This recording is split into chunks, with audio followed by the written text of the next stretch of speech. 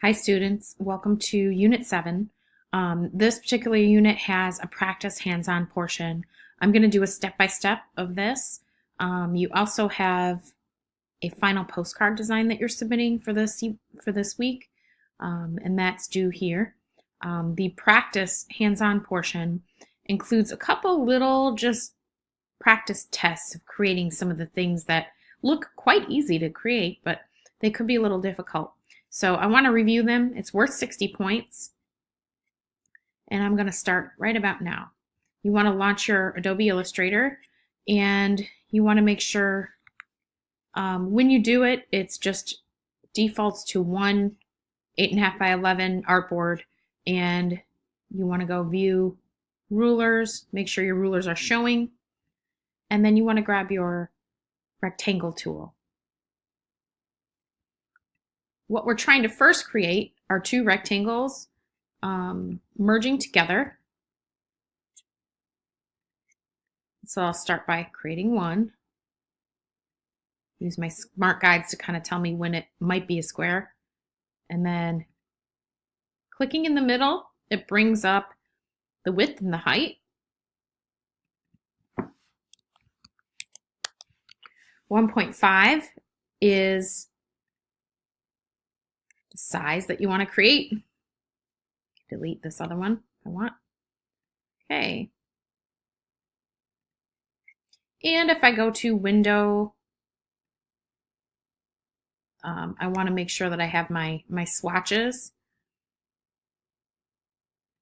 I like to see my control panel too. So if you don't see that, make sure you go to Window, Control, and then Swatches.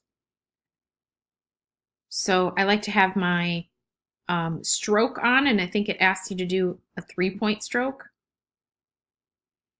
So 1, 2, 3, 3-point stroke. And then it wants a second one. Option click and drag or copy paste. Alt click and drag on the PC. Okay. And then one is actually rotated by a 45-degree angle. So if you have it selected, double click on rotate, 45.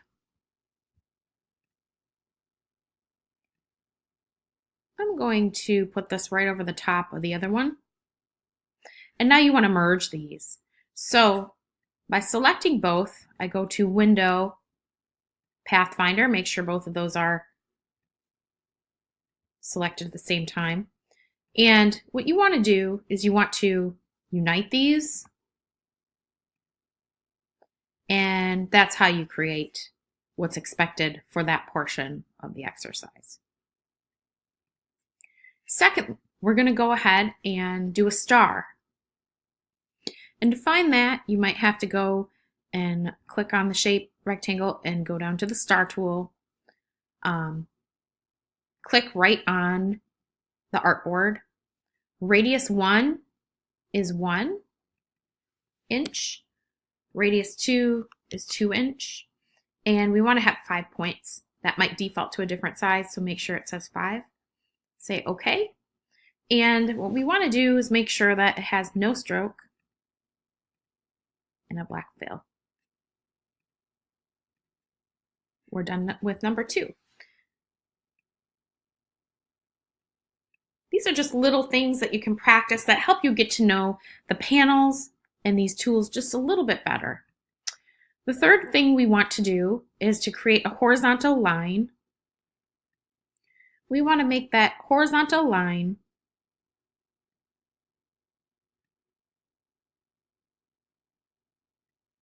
and we want it to have a 10-point stroke. First of all, you can make that stroke black.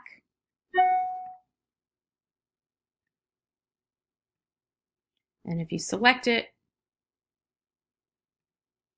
make it a 10-point stroke. And if you open up the stroke panel, that's where we really want to zone in.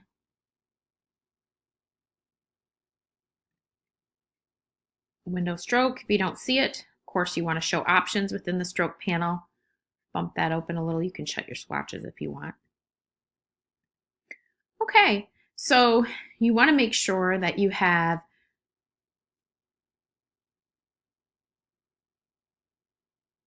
round end caps.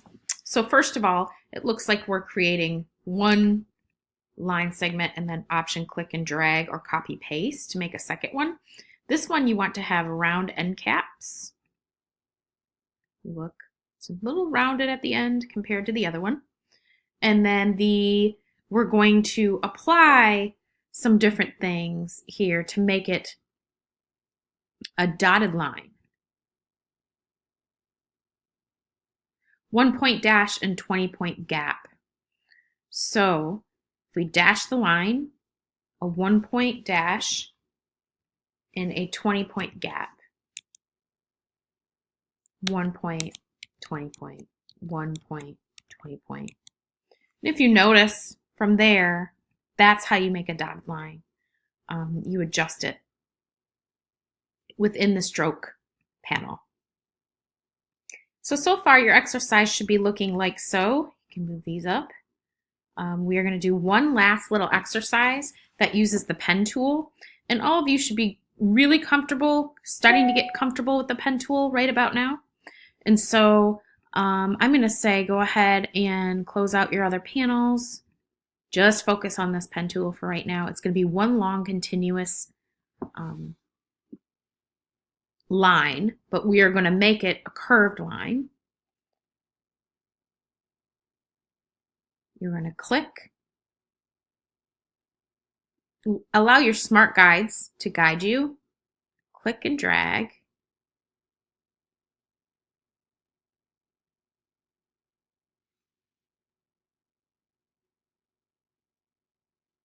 Option click. Click and drag.